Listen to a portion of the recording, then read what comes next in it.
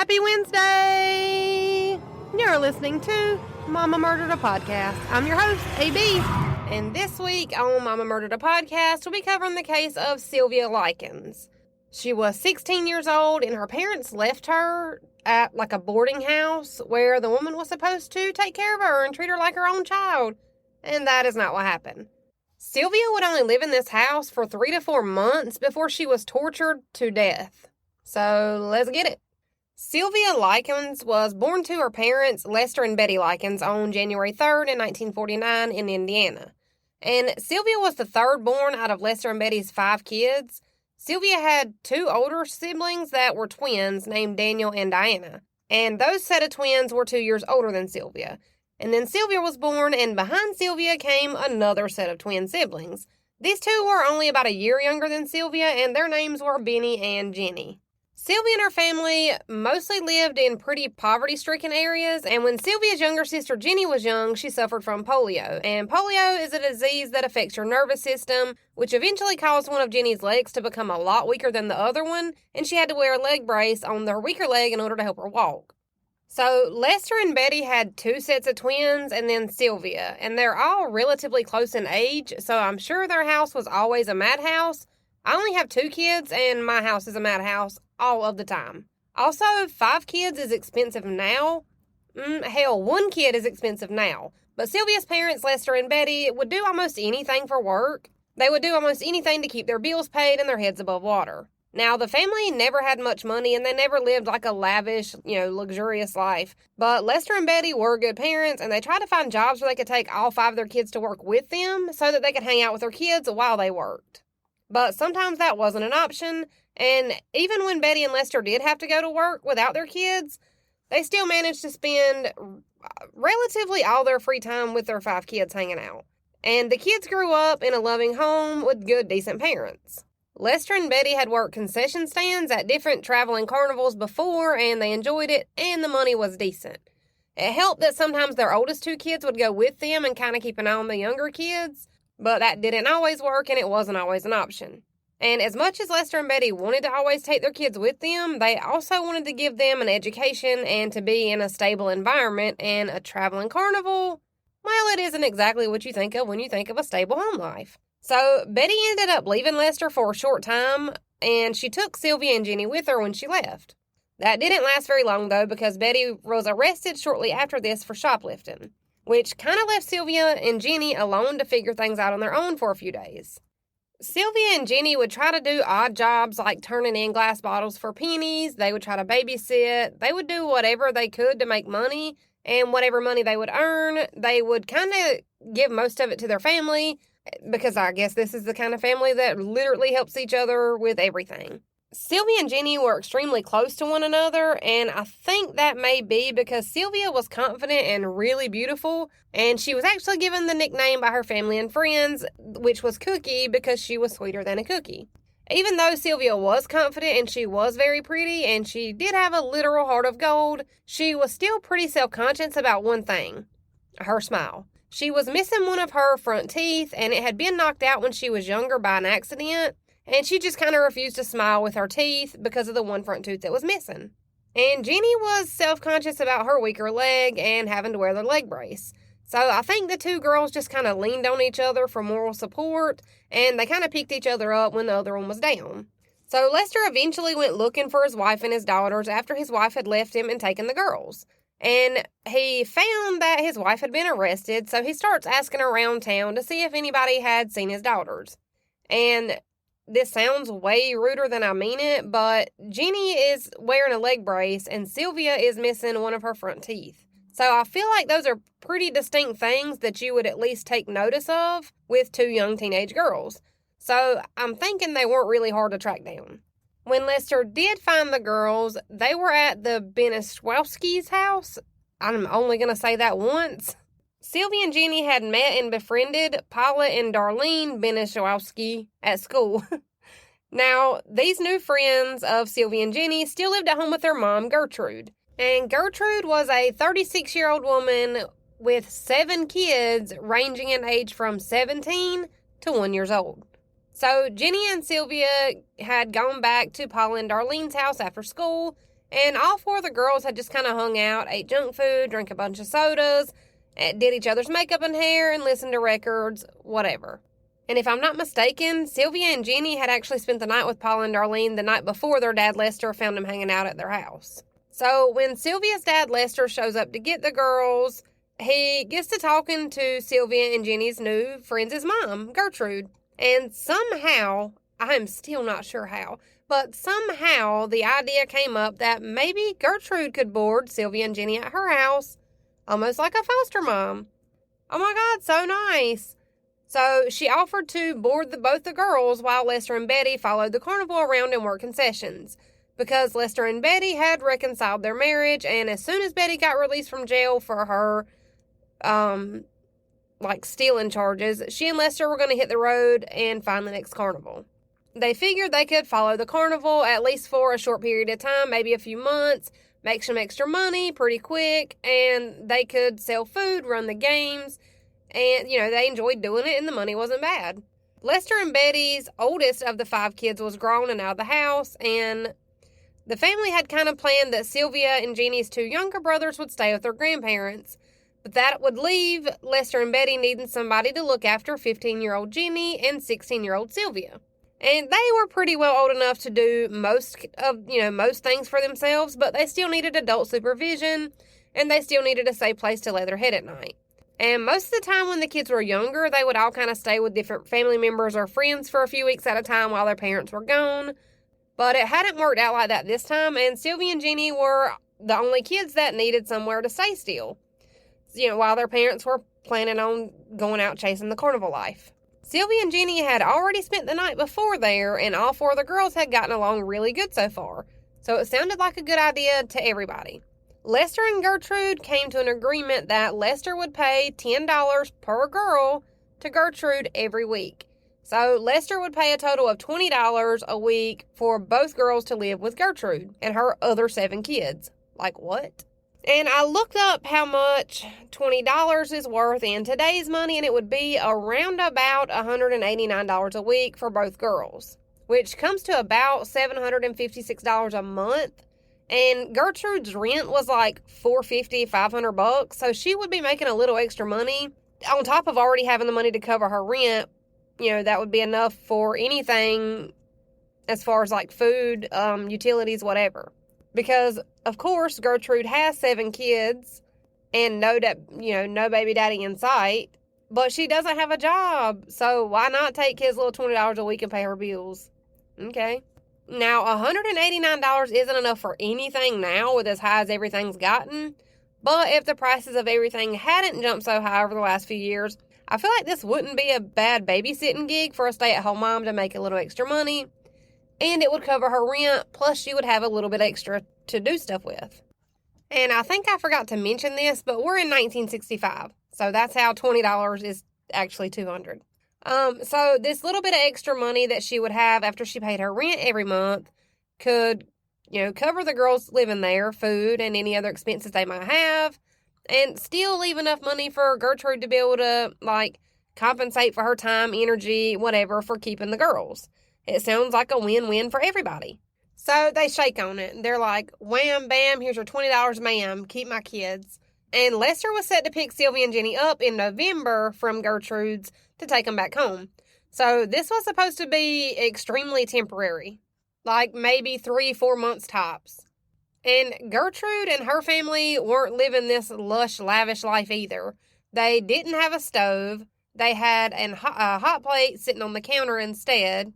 And it's been reported that they only had 3 spoons, and they would actually have to take turns eating dinner when they did have enough money to actually make a dinner, because they didn't have enough silverware to go around. But see, Lester didn't know this because he'd never actually gone inside this house before, agreeing to leave his girls in Gertrude's care. The house was gross. There weren't enough beds for everybody. All the kids would kind of have to take turns sharing the mattresses that were in the house. There was little to no food available at all times, and Gertrude basically only bought inexpensive things to feed the kids like bread and crackers. But there were also some other things that Lester didn't know about Gertrude before he agreed to leave his 2 daughters with her, too. Gertrude was battling some pretty serious, undiagnosed mental health issues. She drank a lot, and she drank way too often. She would chain smoke cigarettes, and probably the most important thing that Lester didn't know about Gertrude was how she had been overly doted on by her dad as a child and how her mom resented her because of it. And that she had no healthy parenting styles to base off of her own childhood to use to raise even her own kids, much less somebody else's kids. And I'm not by any means saying that you need to have a great childhood to be a really good parent, but this seems like important shit to know before you leave your kids with somebody. Lester also didn't know what kind of things that Gertrude let her kids do inside of her house. She would let anybody's kids smoke, drink, watch porn when they were over there. So, naturally, Gertrude's house was where all the kids that went to school with her kids would come to hang out afterwards. This was the house that had, no limits, and you could kind of do whatever you wanted to do. You knew you could do things that you couldn't do with your house, so that's why they were all there. Some of the kids that would come over and smoke and drink with Gertrude were as young as 12, 13, 14 years old. But Lester ended up leaving Sylvia and Jenny with Gertrude anyways. He had no idea. He knew none of this. So the girls settled into a routine with the new family dynamic, and the living conditions weren't great, but everybody was barely scraping by, so, they were used to that. Sylvia and Jenny got along with Gertrude's older daughters, Paula and Jenny, and the girls would hang out after school. Things were fine for the first few weeks. But when the second week rolled around and Lester's check wasn't in the mailbox, things started to get bad, and they got bad pretty fast. Remember, Lester had agreed to send Gertrude $20 for both girls to be able to live there in her house. So when the check or money order didn't show up at the exact day it was supposed to, Gertrude took Sylvia and Jenny upstairs. She stripped them down bare naked, and she used a leather belt to whip and beat the girls with. While Gertrude was swinging the belt, hitting any part of their backsides that she was swinging at, she screamed at both Sylvia and Jenny that she had taken care of these two bitches all week for nothing. This wasn't part of the agreement. Lester did not agree to let Gertrude literally beat the hell out of his kids for any reason. And it was the very next day that Gertrude was supposed to get the check or money order that had arrived. So all of that because the money was 1 day late. A money order and or check, I couldn't really find, distinctly which one it was. But all of this over a check or money order that was a day late that Sylvia or Jenny had no control over sending or when she received it. But this is also a different time when you could spank or whip somebody else's kids without having their moms down your throat. So maybe the girls were thinking this was punishment for her money being late and that was an okay reason to beat them. I don't know. I don't understand why they didn't tell their parents and be like, hey, she's beating the literal shit out of us. Come get us. But they didn't. And things went back to normal for about another week without an incident. But when Sylvia and Jenny went through the trash cans in the people's houses in the neighborhood, they were digging out glass Coke bottles. This was something they had always done. They would collect glass bottles and exchange them for pennies for extra cash. They would use the extra cash that they kept and didn't give to their families for snacks, candy, drinks, sodas, whatever. But when Sylvia and Jenny got back to Gertrude's house with the snacks, candy, sodas, whatever it was that they had gotten with their money for the recycling that they had exchanged earlier that day, Gertrude accused Jenny and Sylvia of stealing the snacks, soda, candy, whatever it was. And the girls even explained to her, no, we exchanged some recycling to get these snacks. Gertrude was just not having it. She took Sylvia upstairs, and this time she stripped her down naked and beat her with a 3/4-inch wooden paddle. And she called Sylvia a liar. Gertrude didn't beat Jenny this time, though. This time it was only Sylvia that got the beating, and this was the second time that Gertrude had beaten Sylvia since she had gotten there. And this wasn't a big secret. Gertrude's kids knew when she was beating Sylvia, and Sylvia went to school every single day. No one did anything to get Sylvia or Jenny out of this house of hell.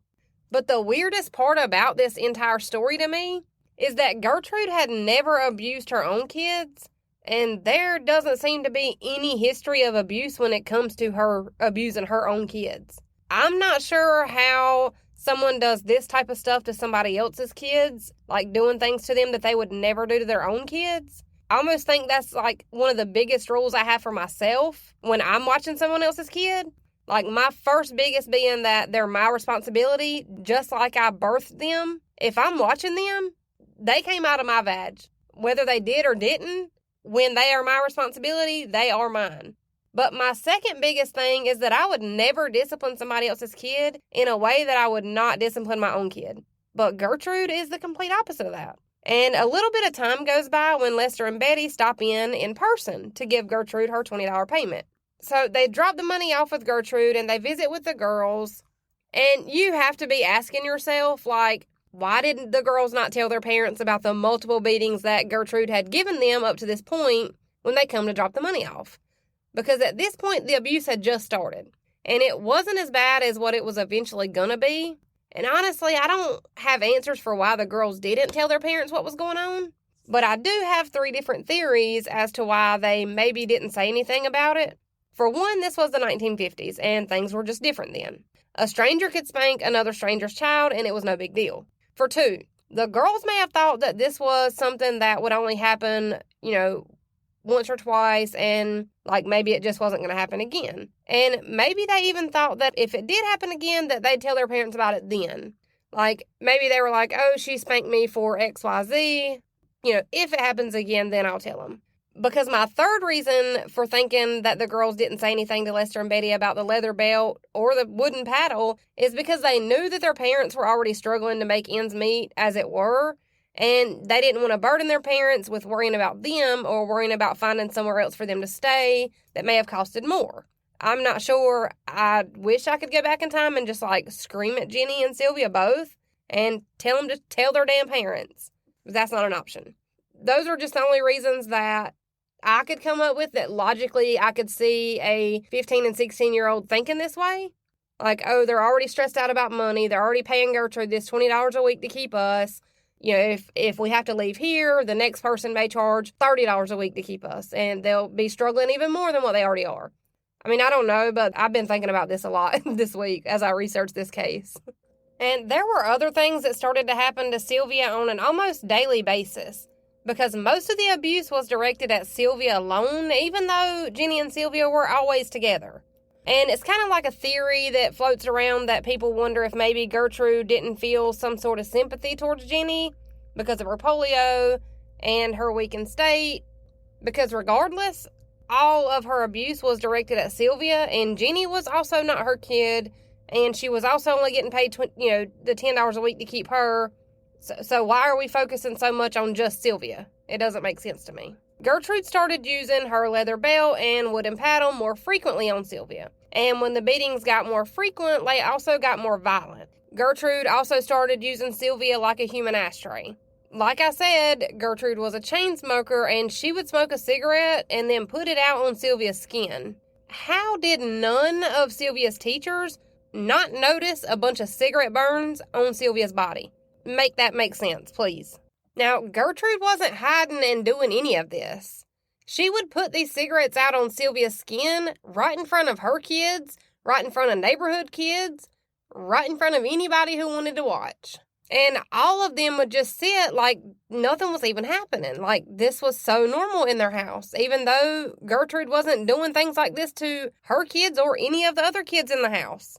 Because there were always other kids hanging out in this house, y'all. Always. This was the house you could go get drunk with your friend's mom and your mom would never find out about it. Another thing that started to happen was that Gertrude had started to withhold food from Sylvia. And I think this came mostly from Gertrude's daughter, Paula. And Paula was the one that, Sylvia and Jenny had originally been friends with, was Paula and Darlene. And I feel like this happened because Paula was so super jealous of Sylvia. Sylvia was so much prettier than Paula. And I'm okay with saying that because Paula's also ugly on the inside. And God don't like ugly. So here we are. Paula even helped Gertrude carry out some more of the more brutal abuse towards Sylvia. So we're at a point where Paula's starting to get super jealous of Sylvia, how popular she is at school, how pretty she is, the boys like her, how sweet she is, and she is just like the absolute most kind of jealous. So all of the kids at Gertrude's house go into this potluck supper type of deal at one of the local churches in August of 1965. And Gertrude, of course, stayed home because, she's got to drink and smoke and church isn't going to like that. But when all the kids get back, Paula went in and she was just going on and on and on to Gertrude about how much food Jenny and Sylvia had eaten at the church dinner, which I'm still not sure why that matters, especially since Gertrude was withholding food from them. Whatever. So I'm not sure why that matters unless Paula knew that her mom Gertrude would care about the fact that the kids that she's supposedly taking care of seem to be going hungry enough to eat an embarrassing amount of food at a church supper. That's the only thing that I can rationalize that to be even a problem in my head. They also accused them of gluttony when this happened, which is like one of the 7 deadly sins. I don't know, eating too much. Don't ask me, I don't church. So Paula's telling her mom that Sylvia and Jenny just ate and ate and ate and ate and ate this church supper.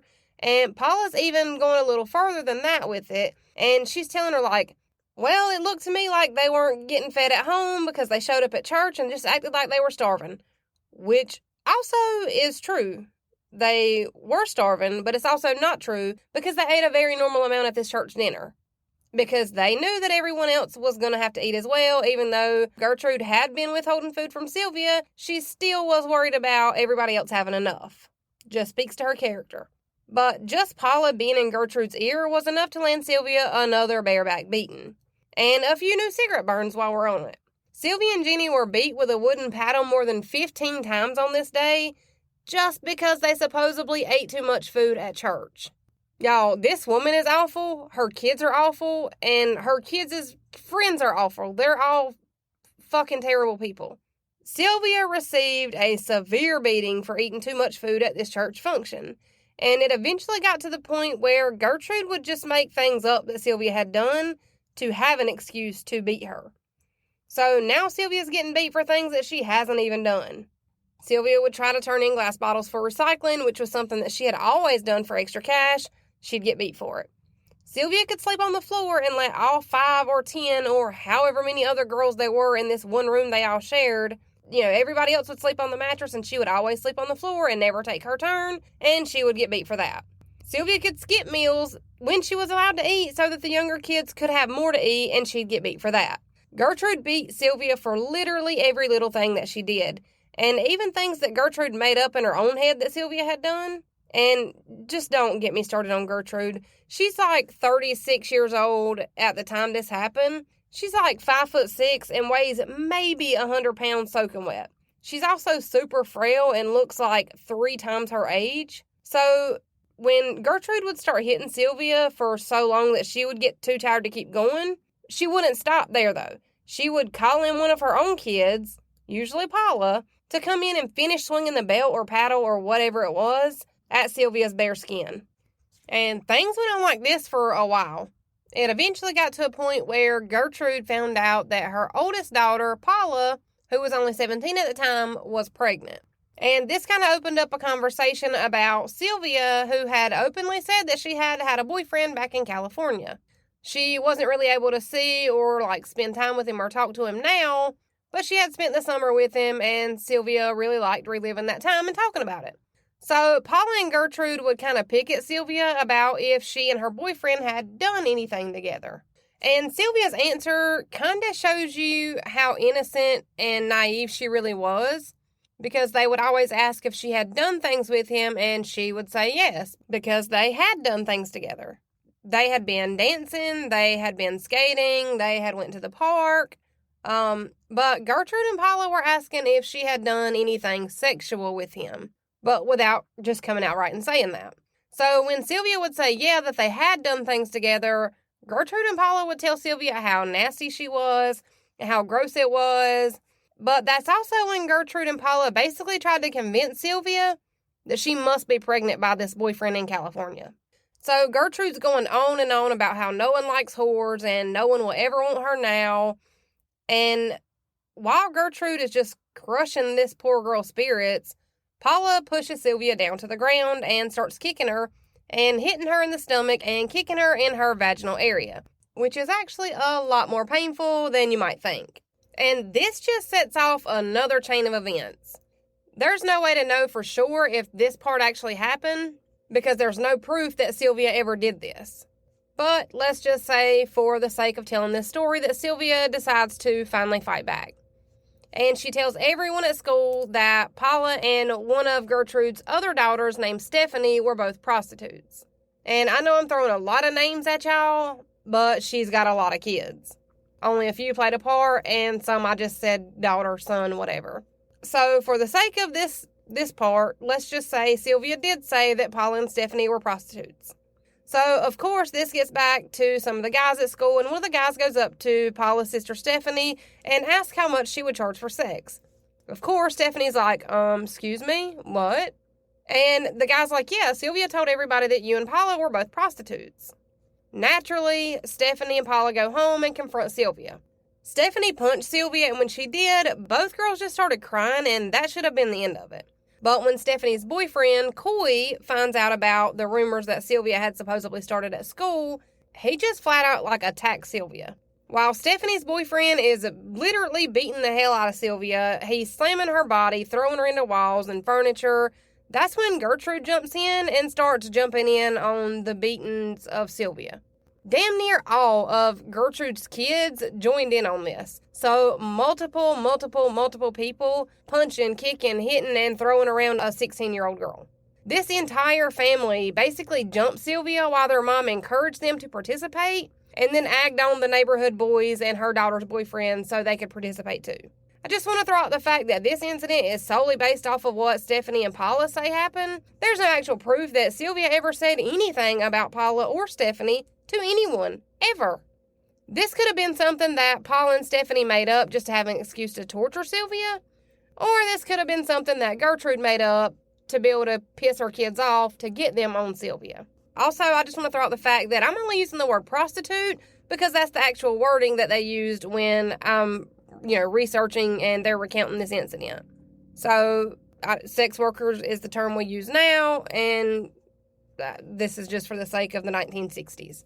Probably now's a good time to mention that, okay, so Sylvia just got jumped by this entire family and a bunch of neighborhood kids. She's still going to school. She's going to school with bruises on her face, busted lips, black eyes, broken noses, burn holes from cigarettes and matches all over her body, and not one single person did a fucking thing to help. Not one. There were other things that Gertrude and Paula would also do to Sylvia. Oh, like the time that Paula broke her own wrist from hitting Sylvia that hard. Oh, how does that even happen? You gotta be wondering, because that's what I was saying. Well, it happened because Paula was attempting to make Sylvia even more self-conscious about her one missing front tooth. And when she would hit Sylvia, she would purposely hit her as hard as she could in the face and mouth in hopes that it would knock out more of her teeth. It doesn't matter how many teeth she's missing. She's still prettier than you, Paula, and I said what I said. Paula actually hit Sylvia so hard once that she ended up breaking her own wrist, which just made things worse for Sylvia because once Paula broke her wrist, Paula would then use the cast from her broken wrist to beat Sylvia with. And from here, things just progressively get worse for Sylvia. Paula had even been bragging to the medical staff about how she'd broken her own wrist while she was getting the cast put on, and still nobody did a single thing. It got so bad that Gertrude would force Sylvia's own sister Jenny to hit, kick, punch, or put cigarettes out on Sylvia's body, and if Jenny refused, Gertrude would turn the beatings and torture onto Jenny. Sylvia eventually just got to a point where she told Jenny to do whatever Gertrude told her to do, just so Gertrude wouldn't start in on Jenny. Sylvia was willing to take it all because she was that protective of Jenny. And right after Paula had broken her own wrist from hitting Sylvia that hard, a new set of neighbors moved in beside Gertrude in her family's house. And the new neighbors kind of noticed how many kids Gertrude already was taking care of. And I'm not sure why their first thought was, she already has 30 kids in her house. She must be good with kids. I wonder if she'd want to babysit our kids too. And they arranged a barbecue with Gertrude and all of the kids in her house to get to know them better before she asked to start babysitting. The neighbor noticed that Sylvia had a pretty gnarly black eye when they asked what happened. Paula just proudly announced that she had given the black eye to Sylvia. Then Paula took a large cup of super hot water and threw it in Sylvia's face in front of these new neighbors. And still, nobody did or said a single thing. These new neighbors didn't call for a welfare check. They didn't call Child Protective Services. They didn't do anything. Gertrude would turn these regular beatings into somewhat of a show for the kids in her house, and for the kids in the neighborhood that were always at her house.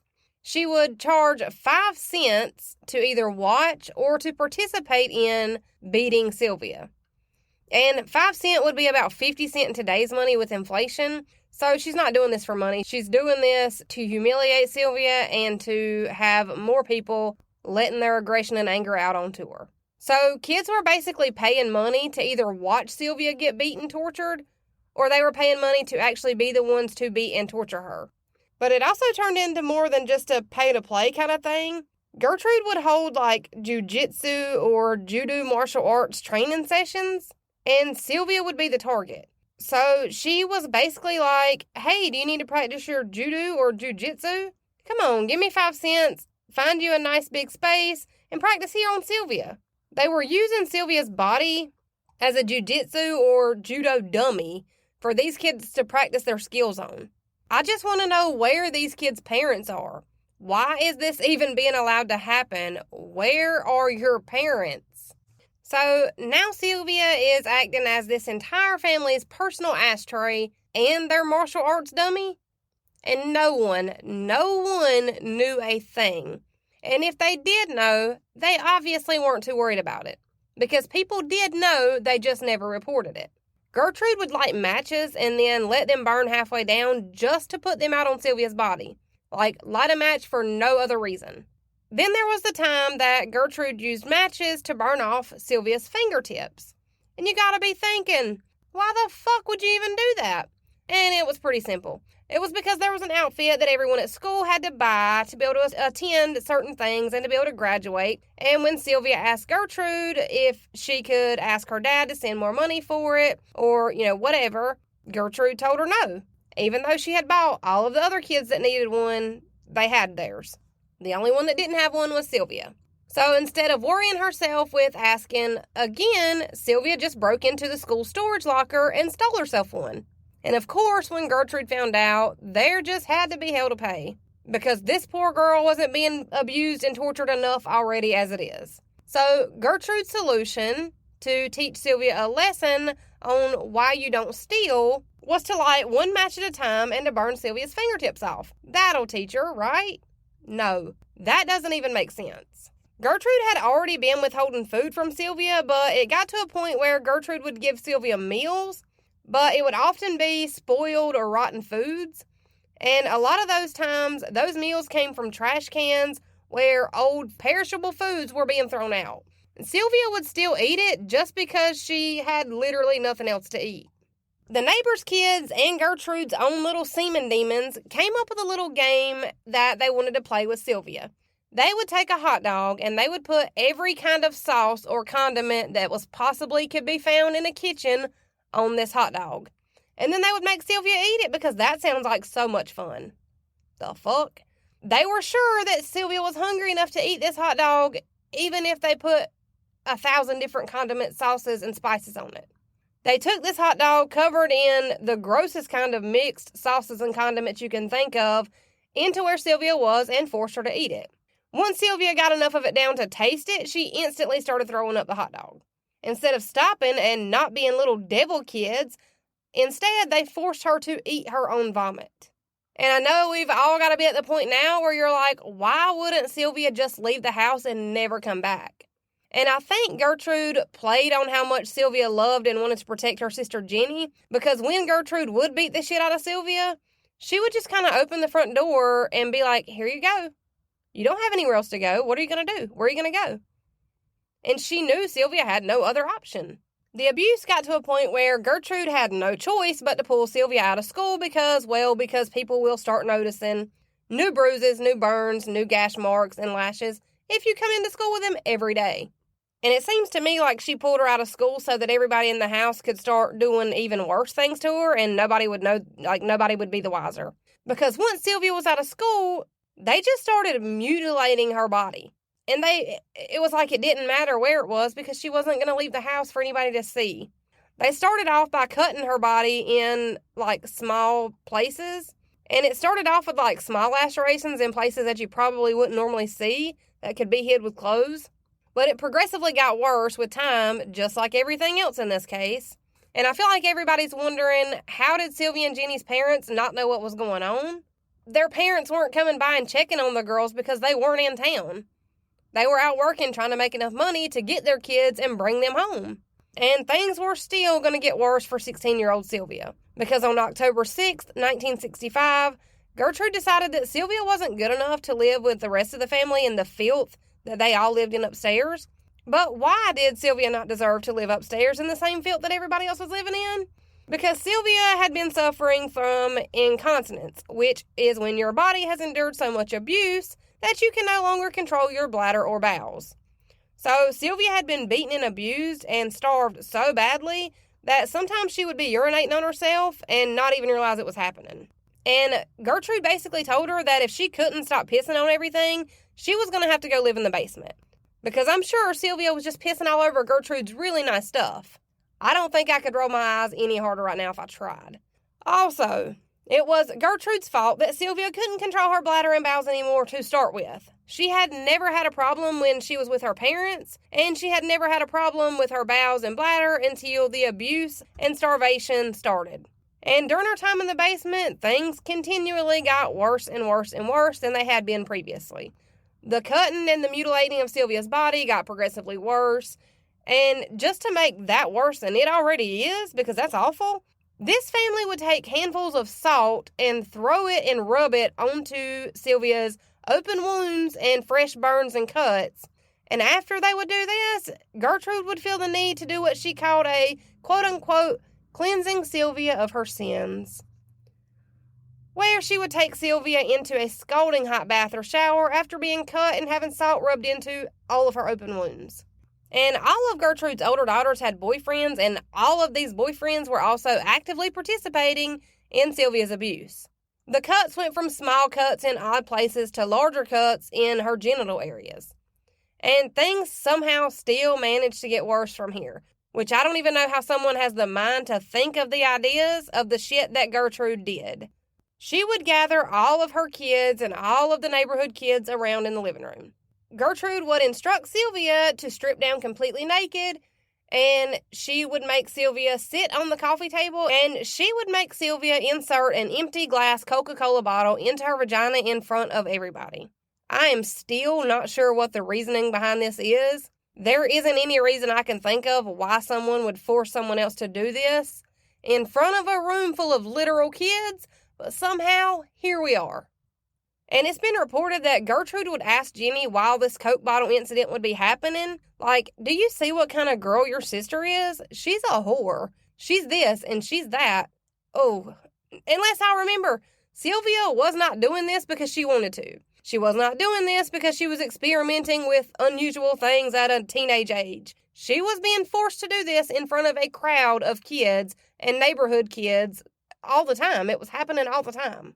And eventually Sylvia and Jenny's parents did come to visit. And I will never understand why Sylvia or Jenny, either one, did not tell their parents immediately that they needed to get the hell away from Gertrude and her group of sick gremlins, but they didn't. They were so afraid of Gertrude that they didn't say a single word. Gertrude had already made both Sylvia and Jenny aware that their parents would never believe the shit that they were saying, and if they did tell their parents, they'd still leave them there and the beatings and abuse would get worse. So the girls' parents left from their visit and were absolutely none the wiser about what was being done to their daughters. I don't know how they missed all of the bruises and scrapes and cuts and burns. I'm not sure, but they did. But Sylvia and Jenny's older sister, Diana, lived relatively close by to Gertrude's house. So Sylvia and her younger sister, Jenny, finally got a little ballsy and somehow managed to sneak away, and they met up with their sister, Diana, at a park. And they're telling Diana about all the stuff and all the abuse that Sylvia's been enduring at the hands of Gertrude and her crotch goblin of a kids.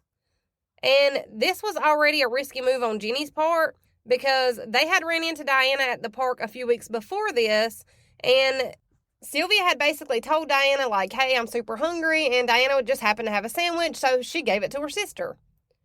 Lo and behold, one of Gertrude's little shits was with them when this happened, went directly home to tell Gertrude that Sylvia was begging for food at the park, and she ate a sandwich. When Gertrude found this out, she put both of the girls in a scalding hot bath, and when Sylvia started to lose consciousness, instead of panicking and getting them out of the hot-ass water, Gertrude instead slammed Sylvia's head against a cast iron skillet tub that they were in as a way to wake her up. So this is already a risky move, and the fact that Jenny's even calling her sister for help tells me that they both want out, they just aren't sure how to do it. And I know what you're thinking, oh good, somebody finally knows what's going on, and Sylvia and Jenny can finally escape this hellhole. But that's not what happened, or this would be a survivor story, and sadly, it's just not that at all. They told Diana about the abuse, about the starvation, and Diana honestly and truly just thought that they were kind of being overdramatic about being disciplined by someone that wasn't their parents, or maybe she was kind of dismissing it as they just wanted to live with their family and not this stranger. But that's not at all why Jenny had even called, and suffice to say that nothing really came of this call either. Diana thought that Jenny was being a little dramatic, so much so that she actually went to visit Sylvia and Jenny at Gertrude's house, just to kind of prove a point to herself that there was no way they were living, this way with a complete stranger. Gertrude met Diana at the door and kind of refused to let Diana in. She told Diana that their parents, Lester and Betty, had asked that the girls not have visitors without the family's permission, and that if Diana wanted to visit, she would have to come back later after Gertrude had already got the approval from Lester and Betty. Gertrude even took it a step further and threatened to call the police on Diana and have her arrested for trespassing. So Diana left. Kinda. She waited outside of the house until she saw Jenny outside a little while later. But Jenny must have known that Gertrude was watching from inside or something, because all Jenny said was that she wasn't allowed to talk to her and she went inside. Keep in mind now that Diana is Sylvia and Jenny's older sister. Why wouldn't they be allowed to talk to her? The math ain't really mathing for me. So instead of calling her parents and instead of calling the police, Diana took it a step further and she just went straight to calling Child Protective Services, which good on her. But when the social worker got out to Gertrude's house, the social worker was informed that Gertrude had to kick Sylvia out for being a prostitute, and that Sylvia was gone and she wasn't really sure where she had gone to, but that she wasn't living there anymore. And what makes this situation even sadder is that when Jenny was asked where Sylvia had gone to and what had happened to her, Jenny told the social worker that yes, Sylvia had taken off, and that yes, Sylvia had been a prostitute, and yes, nobody knew where she was now. So why would Jenny do that, especially when she knew that Sylvia was actually just down in the basement being starved and kept naked and tortured by anybody who came into that house? Why wouldn't Jenny tell them the truth? Because before the social worker had gotten there, Gertrude was always making promises, and that she had promised Jenny if she told the social worker anything at all about what was going on inside their house with Sylvia or Jenny, that she would end up in the basement just like Sylvia. So Jenny lied. She lied because she was 15 and terrified, and because she had already reached out to her sister and nothing had happened, and she lied because she didn't know what else to do. So now this social worker thinks that Sylvia isn't even inside of the house. Social worker goes back to their office, writes up a little report that literally says, Sylvia no longer resides in this residence. There are no more needs for house calls or follow-up visits. Nothing like that would be necessary. That was that. That was case closed as far as the state of Indiana was concerned. But I honestly don't even think this social worker ever stepped foot inside Gertrude's house, though. Because if she had, that would have been a completely separate case all on its own. And I'm sure this is pissing you off, but I'm about to piss you off even more, and I'm sorry. Because a girl that was a little younger than Sylvia had stopped by Gertrude's to visit, and this girl's name was Judy Duke. And when Judy went home, she went in and told her parents that the people that were supposed to be taking care of Sylvia were beating and kicking Sylvia, and that she wasn't being taken care of in a good way. So now we have a few people that at least know some of what's going on.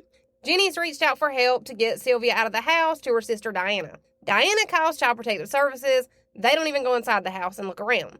Now we have this girl, Judy Duke, that went home and told her parents that Sylvia's being beaten and kicked, and what do her parents do?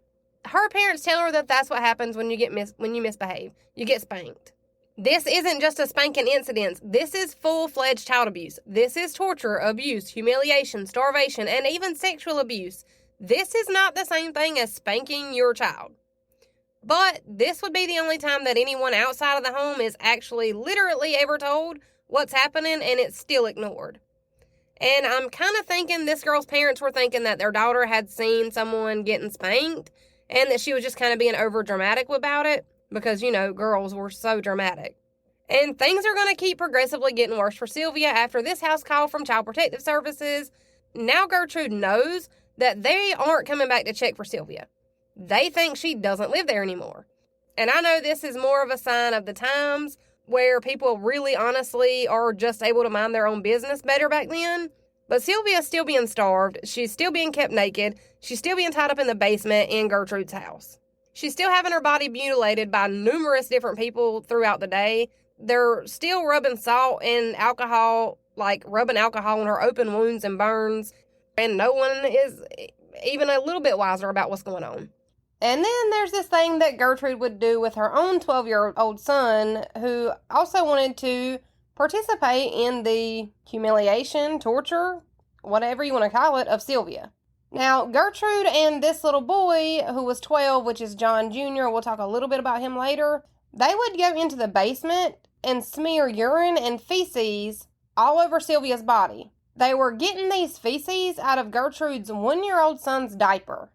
They had it in her face, all over her body, even in her mouth.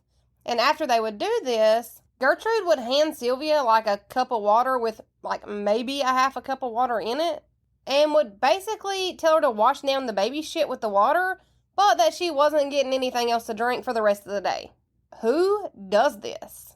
And maybe it's a good thing that I don't understand how people are even wired like this. Gertrude had put Sylvia in the basement and tied her up on October 6, 1965. And it was only a few weeks later, towards the end of October, when Gertrude told Sylvia that she could start staying back upstairs with everybody else, if and only if she could stop pissing on everything. And at this point, Sylvia can't even help that she's peeing on herself. Her muscles in her bladder aren't physically working enough to be able to hold it, or to even know when she feels like she needs to go to the bathroom. That is Gertrude's fault. That is not Sylvia's fault. So Sylvia's taken back upstairs for one night before she's humiliated in front of a crowd of people and sent back down to the basement. The one night that Sylvia was allowed to come back upstairs to sleep, Jenny had snuck in a huge glass of water, probably because Jenny knew how little food and water Sylvia had actually been getting in the basement. And unfortunately, the next morning when Gertrude woke up, the first thing she did was go check and see if Sylvia had urinated on herself throughout the night. And of course she had, because at this point she has no control over most of her bodily functions. And I feel like we all hate Gertrude on the same level right now, so before sending Sylvia back into the basement to be naked and tied up and beaten and alone, she made Sylvia place the glass Coca-Cola bottle into her vagina again, this whole spiel, in front of all of her kids and a ton of neighborhood kids. And I can't even wrap my head around these neighborhood kids going over to witness and participate in shit like this, and not one single one of them speaking a word about it to anybody. It blows my mind. Sylvia was only in the basement, this time for a really short amount of time, on October 23rd, before Gertrude came downstairs and told Sylvia to get up and go upstairs. She told her to strip down naked and to go into the kitchen. Gertrude told Sylvia, quote, "You have branded my daughters, now I'm going to brand you." And I feel like this came from the made-up, unfounded rumor that Sylvia started telling people at school that Gertrude's daughters were prostitutes, but like I mentioned, that was never proven to be something that actually happened. That was hearsay after the fact from Gertrude and her kids. And with that little statement, Gertrude took a needle out, and not just a regular needle. She brought out a needle that was glowing red hot, and she started carving words into Sylvia's stomach. And I know I keep saying that Gertrude looked twice her age at 30-something, but I'm not exaggerating. She was super weak, super frail, and just looked like a 90-year-old woman would look, except she was 30-something. And a lot of the times, she would run out of strength or energy midway through whatever torture she was inflicting onto Sylvia at the time. And so she would make either one of her own kids or one of the neighborhood kids finish what she had started, and this little branding was no different.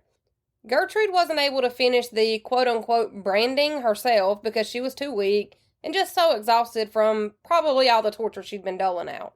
So what did she do? She got one of the neighborhood boys named Richard Hobbs to finish what she couldn't. Richard did just as Gertrude said, just like all the other kids that were always there participating in this type of thing, and he finished the quote-unquote branding. And when this was done, it read, quote, "I am a prostitute and proud of it," right in the middle of Sylvia's stomach. But this little branding only got done after Richard had to ask somebody how to spell the word prostitute.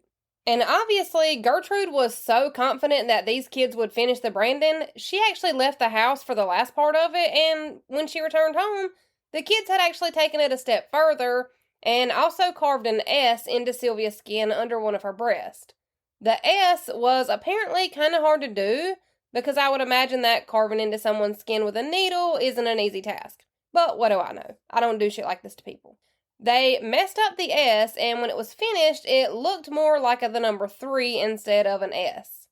And Gertrude wasn't even there to tell them to do this part. This was something that these kids did all on their own. Richard Hobbs is the one that finished the branding that Gertrude wanted done, but there was also a 10-year-old there, and that 10-year-old is the one who asked if they could carve an S into Sylvia, and Richard Hobbs helped the 10-year-old do the carving of what was supposed to be the letter S, and ended up looking like the number 3, like I mentioned. This was Gertrude's own 10-year-old daughter who asked if they could carve an S into Sylvia's skin with a red flaming hot needle. And I actually found an interview clip with Richard Hobbs asking about his involvement in this branding, and after I listened to it, I don't have words, actually. I'm just going to play it for you, and then you can be speechless with me. When the case broke, Paul Page was our anchorman, and the late Bob Hoover, our street reporter. The following is an excerpt from a 1965 newscast in which Bob Hoover spoke with Richard Hobbs, who explained what he did to the girl. All I did was write out that thing on her stomach, and then I hit her about 10 or 15 times. How come? Well, mostly because Gertie told me to. Hoover then spoke to one of the Bansizewski children, who told him how the victim was treated. She refused food. We tried to give her soup every once in a while and stuff like that, and she wouldn't take it. Well, how about these scratch marks on her stomach? Who put them on her? I did. Why? Well, Gertie just thought of it. She said, since you branded us, we're going to brand you. So she etched it in with a pen, and I went over it. She showed me how to do it, and then I went over it. I did it. Did you ever use any hot irons on her? No. Yeah, that 3 on her stomach, I did half of that. And Shirley Ann did the other half. Where'd the S come from? What do you mean? There's a big S branded on her stomach, right over one of her breasts. That's what I'm talking about. Well, that's what you're talking about. Well, how about the inscription on there, "I'm a prostitute and proud of it"? Who put that on? I did.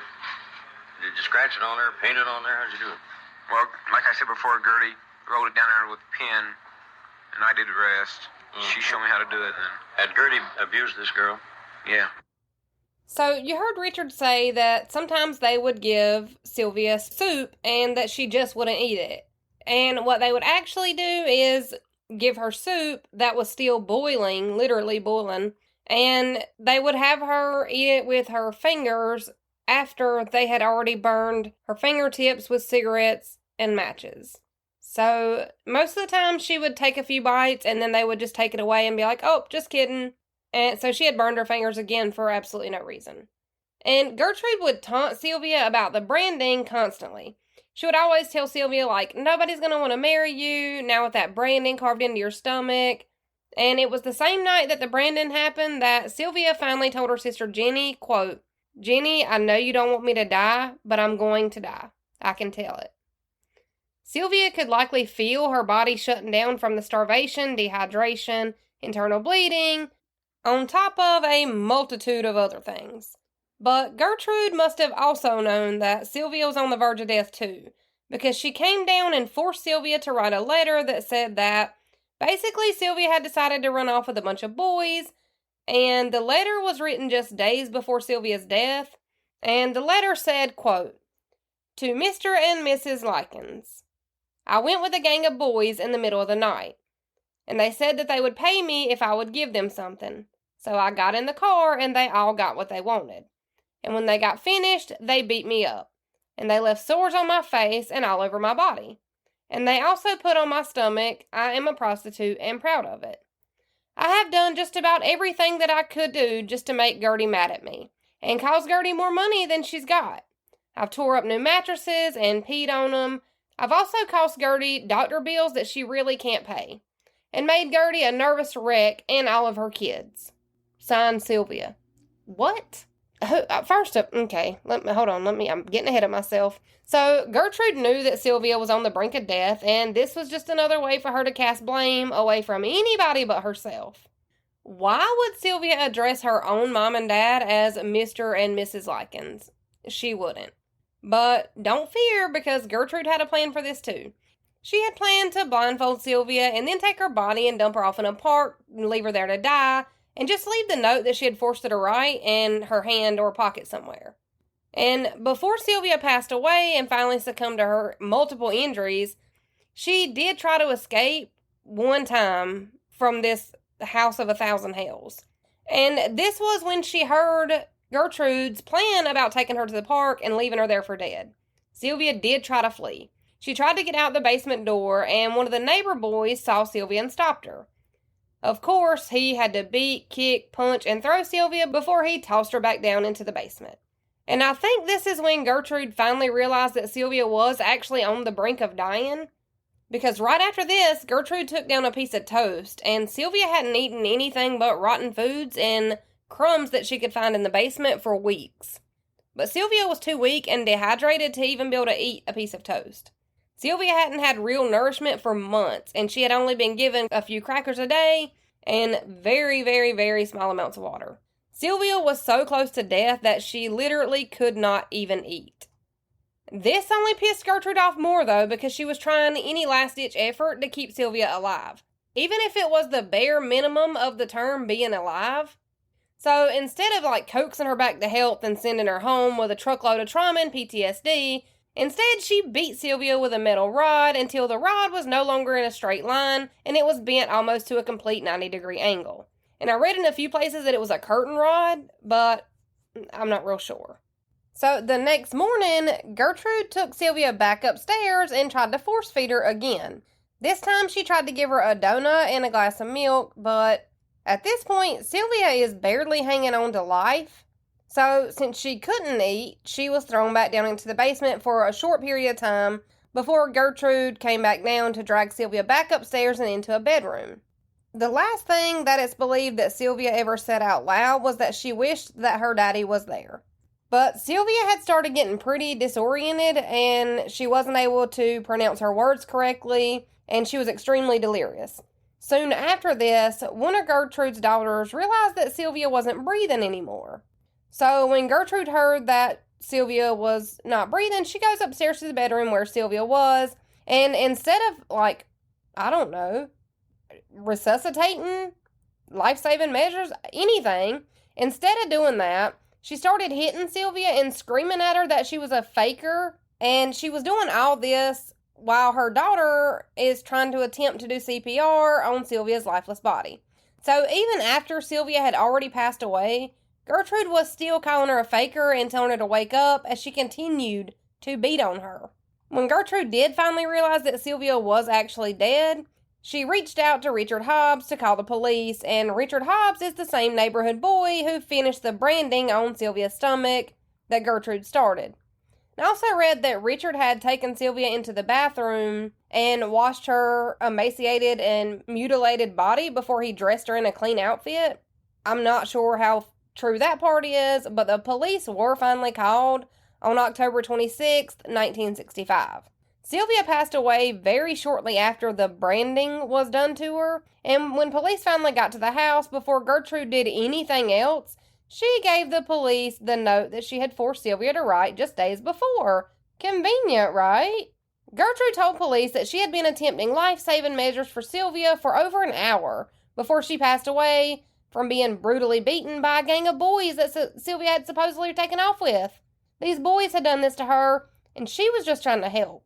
Sylvia's younger sister Jenny was watching all of this unfold. She knew that if she didn't speak up, that no one would ever know the truth.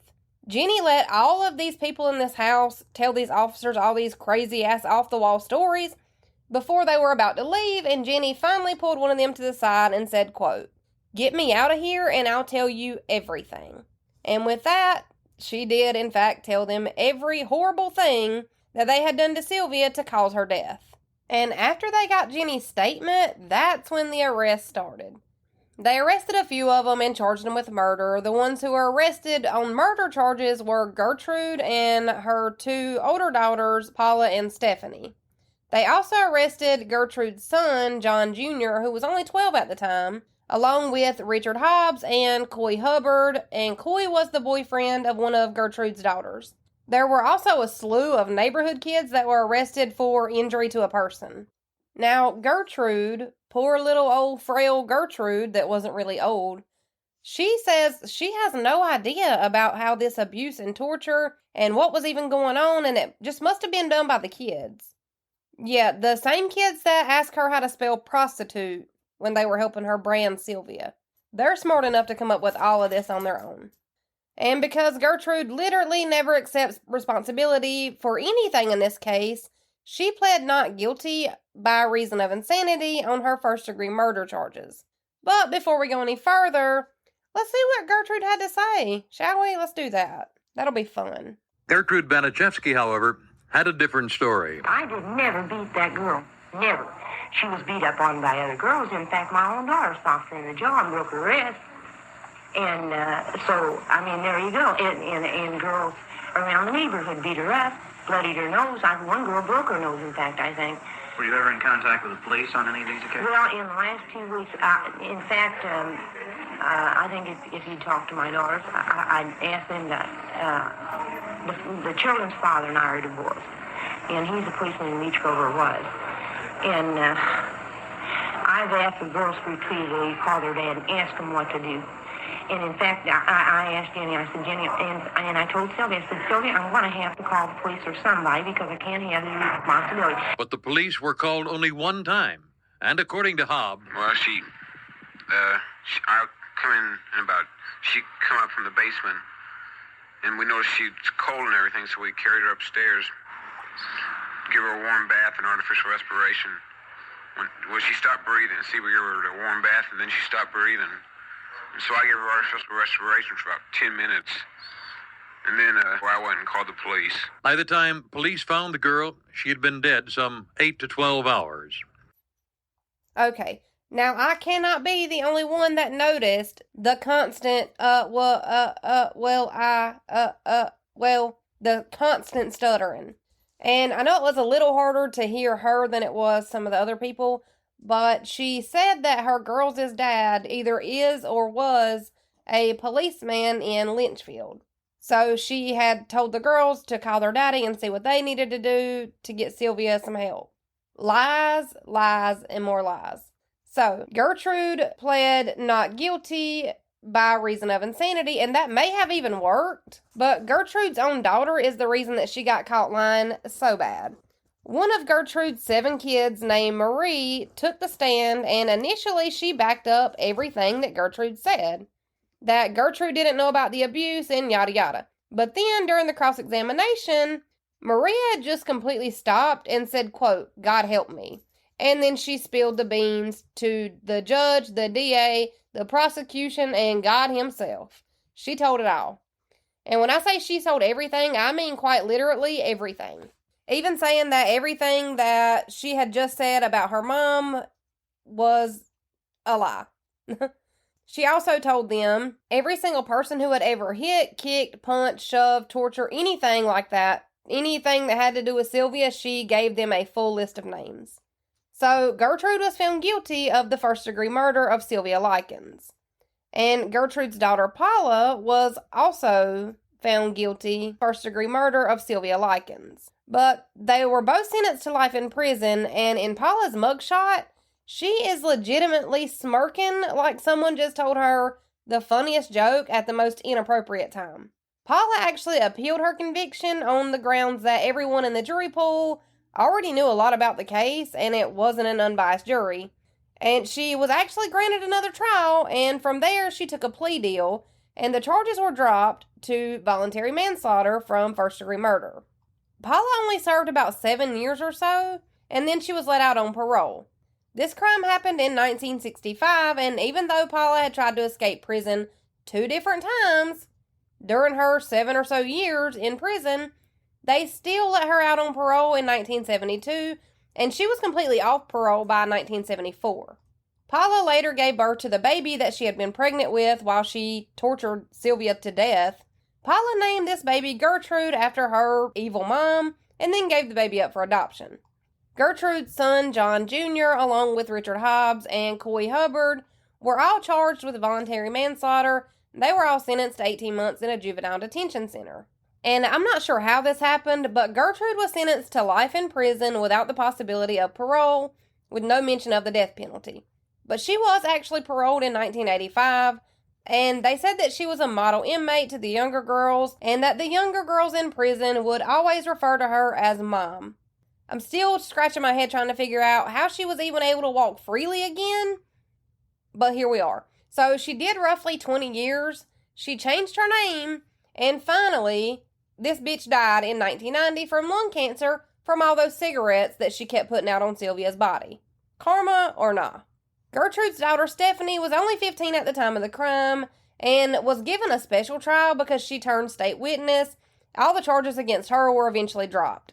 Stephanie reportedly changed her name and moved to Florida, where she worked as a school teacher. But since she was only 15 at the time of the crime and she was never actually charged, she was legally able to work in the school system under a different name. And if that pissed you off, oh, you just wait. But before I piss you off with that, let's finish this. Gertrude's daughter Marie, that was only 10 at the time that the crime happened, was never charged, and she did testify during trial. I don't get this because she did help with the Brandon, but she was also just 10. So I don't know how I feel about that. Sylvia's autopsy was probably one of the hardest things to read about throughout this entire case. Sylvia's body was entirely covered with first, second, and third degree burns throughout her entire body. Her brain was swollen, and one of the main causes of death was listed as internal hemorrhaging of the brain. Most of her fingernails were bent all the way backwards, and she was also suffering from extreme malnutrition and dehydration. Sylvia also had extreme muscle and nerve damage, along with all the cuts, bruises, burn marks, etc. Her vaginal cavity was swollen so bad that it was almost swollen shut. Not that it even matters, but they also found that Sylvia's hymen was still intact, which means that most likely she was still a virgin. So all of this shit that Gertrude kept saying about her sleeping around and being so gross wasn't even true.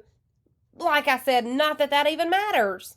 Sylvia had also bitten almost all the way through both of her lips from the pain.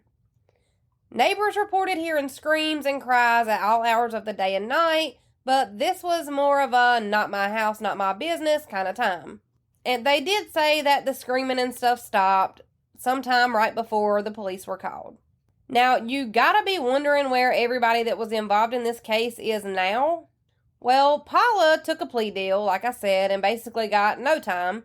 She's out there under a new name, living her best life with her new identity.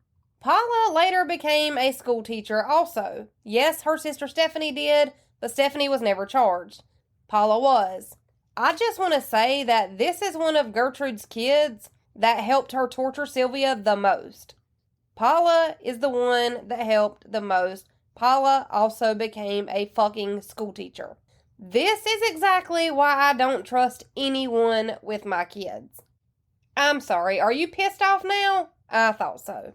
So, Paula would later be fired when the school figured out what her name used to be. And let's hear how that went for her. Hold, please.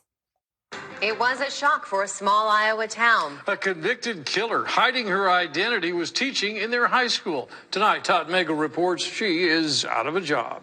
Todd? Kevin and Stacey, it happened in the town of Conrad, just north of Marshalltown in Grundy County. And tonight, a 47-year-old crime is the talk of the town.